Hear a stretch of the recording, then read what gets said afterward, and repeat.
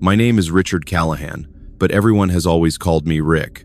I am 67 years old, and I am sitting in a cramped room above a cafe in Hua Hin, Thailand, staring at the peeling paint on the walls and wondering how I became the kind of man who lost everything, $410,000, my home, my dignity, and worst of all, my children, all because I believed a woman who told me I deserved to be loved again. I gave Fawn my heart. I gave her my trust. I gave her access to my pension, my savings, and the proceeds from selling my family home in Tampa. I chose her over my own children when they begged me to be careful, when they warned me that something was wrong, when they told me I was being manipulated. I told them they were jealous, that they did not understand what it meant to be alone, that Fawn was different. I was so sure, I was so convinced that I had finally found my second chance at happiness. And then one morning, I came back from my walk along the beach, opened the door to the villa I had bought for us, and found it completely empty. No furniture, no clothes, no wife, just bare walls and the echo of my footsteps on the tile floor.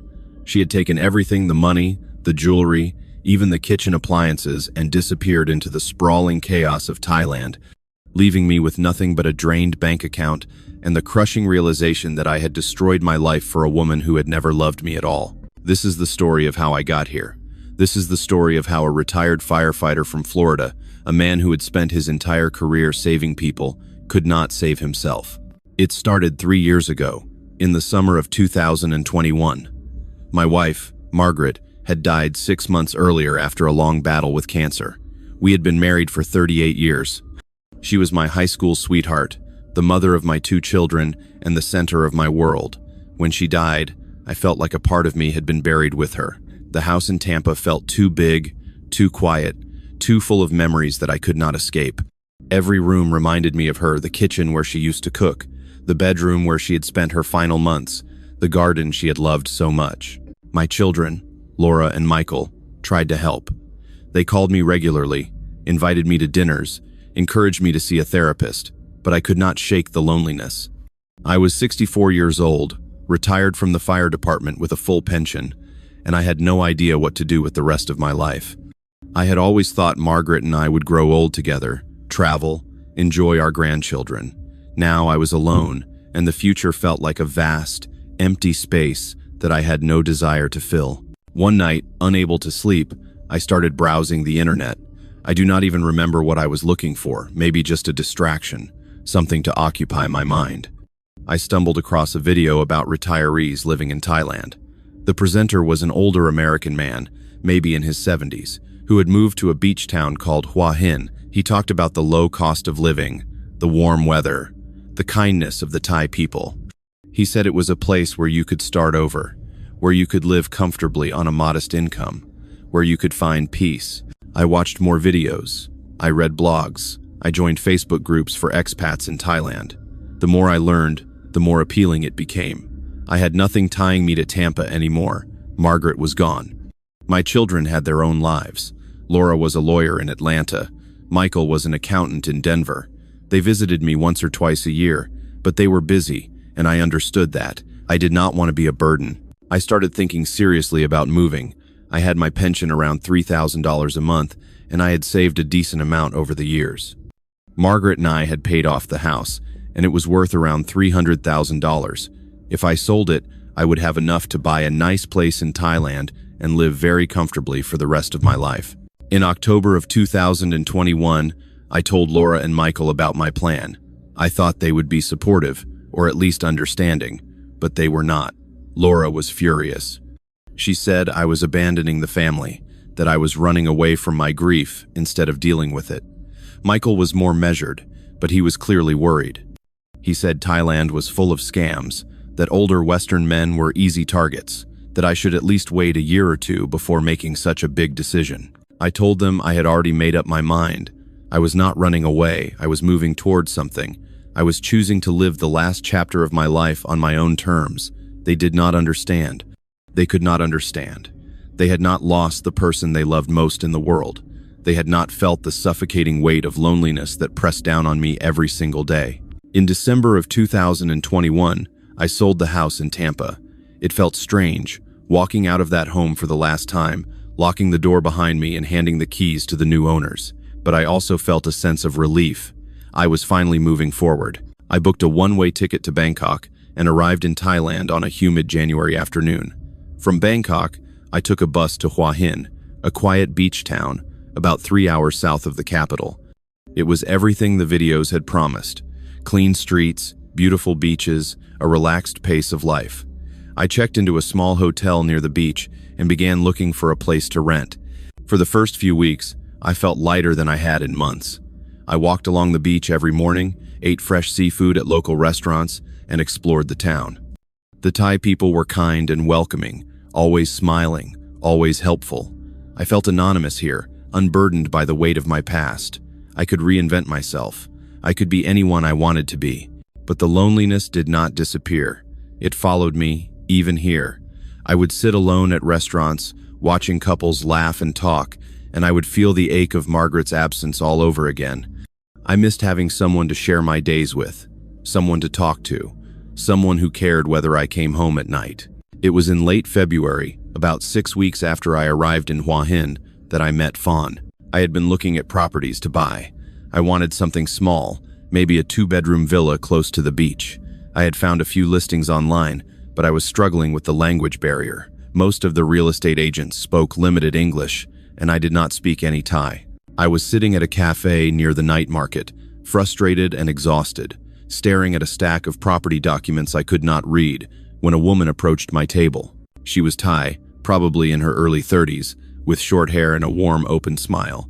She was dressed simply jeans and a white blouse, and she carried a small purse over her shoulder. She gestured to the papers in front of me and said, in clear English, "You need help?" I looked up, surprised. "Yes, actually. I am trying to understand these property contracts, but I do not speak Thai." She smiled and sat down across from me without asking, as if it were the most natural thing in the world. "I can help you. I speak English good. My name is Fawn." "Rick," I said, shaking her hand. "I appreciate this. I have been staring at these documents for an hour and I have no idea what they say." Fawn picked up the papers and began reading through them, translating key sections for me. She pointed out clauses about deposits, lease terms, and maintenance fees. She was patient, thorough, and genuinely helpful. When we finished, I offered to buy her lunch as a thank you. She accepted, and we walked to a small Thai restaurant nearby. Over lunch, we talked. Fawn told me she was from Hua Hin, that she owned a small shop selling clothing and souvenirs near the beach. She said she had been married once, to a Thai man who had died in a motorcycle accident 5 years earlier. She had no children. She lived with her mother and younger brother in a house on the outskirts of town. She spoke about her life with a quiet sadness that I recognized immediately, the sadness of someone who had lost something irreplaceable and was still trying to figure out how to move forward. I told her about Margaret, about my children, about why I had come to Thailand. She listened without interrupting, her eyes full of empathy. When I finished, she reached across the table and placed her hand on mine. "You have kind heart," she said softly. "You deserve to be happy again." It was such a simple thing to say, but it hit me like a wave. I had not heard those words in so long. My children loved me, I knew that, but they were focused on their own lives. They did not see me the way Fawn did, as someone who was still capable of being happy, still deserving of love and connection. We exchanged phone numbers before parting ways, and Fawn promised to help me if I had any more questions about properties. I walked back to my hotel feeling lighter than I had in months. I told myself it was just gratitude, just the relief of having someone help me navigate a confusing situation, but I knew, even then, that it was more than that. Over the next few weeks, Fawn and I saw each other regularly. She would text me in the mornings, asking how I slept, what I was doing that day. She invited me to her shop, introduced me to her friends, and took me to local restaurants that tourists never found. She was warm, genuine, and easy to be around. She made me feel like I mattered, like I was not just another lonely old man wandering through a foreign country. One evening, about a month after we met, Fawn invited me to have dinner with her family. I was nervous. I had never been to a Thai home before, and I was not sure what to expect. But when I arrived at her house, I was greeted with overwhelming warmth. Her mother, a small, cheerful woman in her 60s, hugged me like I was an old friend. Her younger brother, a quiet man in his late 20s, shook my hand and smiled. They had prepared a feast, grilled fish, som tam, sticky rice, and more dishes than I could count. We sat on the floor around a low table, and Fawn translated as her mother asked me questions about America, about my life, about why I had come to Thailand. I told them about Margaret, and Fawn's mother reached over and squeezed my hand, saying something in Thai that Fawn translated. She says, "You have suffered much." She says, "Our family will take care of you now." I felt tears prick my eyes. I had not felt this kind of acceptance, this kind of belonging, in so long. My own children had been distant, skeptical, even hostile about my decision to move to Thailand. But here, in this simple house with these kind people, I felt like I had found something I thought I had lost forever, a family. After dinner, Fawn and I walked along the beach. The moon was full, casting silver light across the water. Fawn slipped her hand into mine, and I did not pull away. She looked up at me and said, "I think we are meant to heal each other, Rick. You help me remember I can be happy again. I help you too." I believed her. I wanted to believe her, and so I let myself fall. Call to action. If this story resonates with you, or if you know someone who might be vulnerable to romance scams, please subscribe and share this video. These predators rely on isolation and shame to keep their victims silent. By spreading awareness, you can help protect others from the devastating consequences of misplaced trust. Stay with me. Rick's story gets much darker from here. By April of 2022, Fawn and I were inseparable. I had rented a small condo near the beach, but I spent most of my time at her house with her family. Her mother cooked for me, her brother helped me with errands, and Fawn was always by my side, affectionate, attentive, and full of plans for our future. One evening, as we sat on the balcony of my condo watching the sunset, Fawn turned to me with a serious expression. "Rick," she said, "I want to ask you something important." "Anything," I said. "I want to marry you." I was stunned. We had only known each other for 2 months, and while I cared deeply for her, I had not thought about marriage. Marriage felt like something from my old life, something that belonged to Margaret. "I know it is fast," Fawn continued, "but in Thailand, if you love someone, you show respect by marrying. My family, they like you very much. They think you are a good man. But they worry. If we not married, people will talk. They worry I am, how you say, not proper." She looked down at her hands, and I could see she was embarrassed. I reached over and lifted her chin. "I do not want you to feel ashamed," I said. "If marriage is important to you, then we will do it." Her face lit up, and she threw her arms around me. "You make me so happy, Rick. You will not regret this. I promise." We were married 3 weeks later in a small ceremony at a local temple. Fawn's family was there, along with a few of her friends. I wore a traditional Thai silk shirt that Fawn had bought for me, and she wore a beautiful white dress. The ceremony was conducted in Thai, and I did not understand most of it, but I did not care. I was happy. I felt like I was starting a new chapter, one filled with love and possibility. After the wedding, Fawn moved into my condo. She was a wonderful wife, attentive, affectionate, always making sure I was comfortable. She cooked for me, took care of the apartment, and made me feel like I was the center of her world. For the first time since Margaret's death, I felt whole again. But Fawn also began talking more seriously about our future. She said she wanted us to have our own home, something permanent, something that belonged to both of us. She showed me listings for villas in Hua Hin, beautiful properties with gardens, pools, and ocean views. She said if we bought a place together, we could rent out rooms to tourists and generate extra income. It would be an investment, she said, something that would secure our future. I was hesitant at first. I still had the money from selling my house in Tampa, around $290,000, and I was living comfortably on my pension. But Fawn was persistent. She said renting was throwing money away, that we should own something, that we deserved to have a beautiful home where we could grow old together. I started looking at properties with her. We visited several villas, and Fawn fell in love with one in particular, a 2-story house with 3 bedrooms, a large garden, and a small swimming pool. It was in a quiet neighborhood about 10 minutes from the beach, and the asking price was $180,000. Fawn was ecstatic. She said it was perfect, that we could live upstairs and rent out the downstairs rooms to tourists. She said it would pay for itself within a few years. I liked the house too, and I liked the idea of having a home again, a place that felt permanent. But there was a problem. Thai law prohibited foreigners from owning land. If I wanted to buy the villa, it would have to be registered in Fawn's name. Fawn assured me this was normal, that many foreign men married to Thai women did this. She said we were married, that what was hers was mine, and what was mine was hers. She said I could trust her. I wanted to trust her. I did trust her. So I transferred $180,000 to her account, and we bought the villa. We moved into the villa in June of 2022. It was everything Fawn had promised, spacious, comfortable, with a beautiful garden that her mother helped us plant with flowers and vegetables. I felt proud, walking through the house, knowing that I had provided this for us. I imagined growing old here, watching the sun rise over the garden every morning, hosting dinners for Fawn's family. But something began to shift in Fawn's behavior. It was subtle at first, small comments, little suggestions.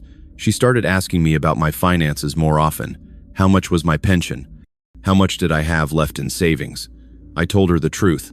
I had around $110,000 left in my savings account, plus my monthly pension of $3,000. Fawn said we should put our money together, that it would be easier to manage our finances if we had a joint account. She said it was what married couples did, that it showed trust and commitment. I hesitated. I had always kept my finances separate, even when Margaret was alive. But Fawn seemed hurt by my reluctance. She said I did not trust her, that I still saw her as an outsider, not as my wife. I did not want her to feel that way, so I opened a joint bank account and transferred my savings into it. Fawn had full access. She said it made her feel secure, knowing that we were truly partners. Around the same time, my children started calling more frequently. Laura, in particular, was worried. She said she had been reading about scams in Thailand, about foreign men who lost everything to women who pretended to love them. She said I needed to be careful, that I barely knew Fawn, that I should not have bought a house in her name. I was furious. I told Laura she was being judgmental, that she did not know Fawn, that she was just jealous because I was happy. Laura said she was not jealous, she was scared. She said she loved me and did not want to see me get hurt. I told her to stay out of my life. When I told Fawn about the conversation, she was upset. She said my children did not respect her, that they saw her as a gold digger, that they wanted to keep me isolated and unhappy so they could control me. She said they were greedy, that they were only worried about their inheritance. I did not want to believe that about Laura and Michael, but Fawn's words planted a seed of doubt. My children had been distant since Margaret's death. They had not supported my decision to move to Thailand. Maybe Fawn was right. Maybe they did not really care about my happiness. Over the next few months, my relationship with my children deteriorated. They called less often. I called them less often. When we did speak, the conversations were strained, full of unspoken accusations and resentment. Fawn encouraged me to let them go, to focus on the family I had here, her family, who loved me and accepted me without judgment. I listened to her. I stopped calling Laura and Michael. I told myself they would come around eventually, that they would see how happy I was and realize they had been wrong about Fawn. But I was wrong. They were right. And by the time I realized it, it was too late. In early 2023, Fawn started talking about expanding our villa. She said we should add another bedroom and bathroom downstairs so we could rent out more rooms and make more money. She showed me quotes from contractors around $30,000 for the renovation. She said it would be a smart investment, that it would pay for itself within a year. I was hesitant. I had already spent most of my savings on the villa, and I was starting to feel uncomfortable with how quickly the money was disappearing. But Fawn was insistent. She said this was our future, that we needed to think long-term, that I should not be so afraid to invest in our life together. I transferred the money. The renovation began, but the costs kept climbing. The contractor needed more materials. There were unexpected problems with the plumbing. The electrical work was more complicated than anticipated. Fawn kept coming to me with new expenses, and I kept saying yes. By the summer of 2023, I had less than $20,000 left in our joint account. I was living almost entirely on my pension, and it was tight. I started to worry. I started to ask Fawn about the rental income we were supposed to be generating. She said it was coming, that she was working on finding tenants, that I needed to be patient, but there were never any tenants. The downstairs rooms sat empty. When I asked Fawn about it, she became defensive. She said I was putting too much pressure on her, that I did not appreciate everything she was doing for me. I backed down. I did not want to fight. I did not want her to think. I did not trust her. But I should have fought. I should have demanded answers. I should have seen what was happening. In October of 2023, I woke up one morning and Fawn was not in bed. I assumed she had gone to the market or to visit her mother. I got dressed and went for my usual morning walk along the beach. It was a beautiful day, clear skies, gentle waves, the kind of morning that made me grateful to be alive. I walked for about an hour, then returned to the villa. As I approached the front gate, I noticed something strange. The gate was open, swinging slightly in the breeze. I walked up the driveway, and my heart began to pound. The front door was open too. I stepped inside and immediately knew something was wrong. The house was silent, too silent. I walked through the living room, the kitchen, the bedrooms. Everything was gone. The furniture, the television, the kitchen appliances, the clothes, all of it. The walls were bare, the closets were empty. Even the curtains had been taken down. I stood in the middle of the empty living room, unable to breathe, unable to think. I pulled out my phone and called Fawn. The number was disconnected. I tried texting her. The messages did not go through. I ran outside and found our neighbor, an older Thai woman who spoke a little English. I asked her if she had seen Fawn. She looked uncomfortable, shifting her weight from foot to foot. "She go," the woman said finally. "Early morning, big truck, take everything. She say you know, she say you say okay." I felt the ground tilt beneath me. I went back inside and checked my phone, opening my banking app with shaking hands. The joint account was empty, completely empty. $410,000 gone. I collapsed onto the floor, my back against the wall, staring at the empty room. I had been so careful my entire life. I had saved, planned, worked hard. I had built a life with Margaret, raised 2 children, retired with dignity. And now, in the span of 2 years, I had lost everything. I did not cry. I could not cry. I just sat there, numb, as the reality of what had happened slowly sank in. I went to the police the next day. I brought my marriage certificate, my bank statements, screenshots of my conversations with Fawn. I sat across from a bored-looking officer and explained what had happened. He barely looked at the documents. "This is domestic matter," he said in broken English. "You marry her. You give her money, not crime." "But she stole everything," I said, my voice rising. "She cleaned out our account. She took all the furniture. She disappeared." The officer shrugged. "House in her name, bank account joint. She have right. You want divorce, you go lawyer. But police cannot help." I left the station feeling defeated. I hired a lawyer, a Thai man who spoke good English. He looked over my case and shook his head. "I am sorry," he said, "but legally, she has done nothing wrong. The house is in her name.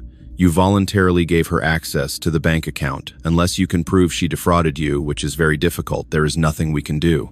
"So she just gets away with it?" I asked. "Yes," he said simply. "This happens often. Foreign men marry Thai women, give them everything, and then the women disappear. The law does not protect you." I was trapped. I had no home. The villa belonged to Fawn. I had no money. The accounts were empty. I had no family. My children had stopped speaking to me. I was 67 years old, alone in a foreign country, with nothing left but my pension. I moved into a cheap room above a cafe in Hua Hin. It cost 5,000 baht a month, about $150. The room was tiny, barely large enough for a bed and a small table. The bathroom was shared with 3 other tenants.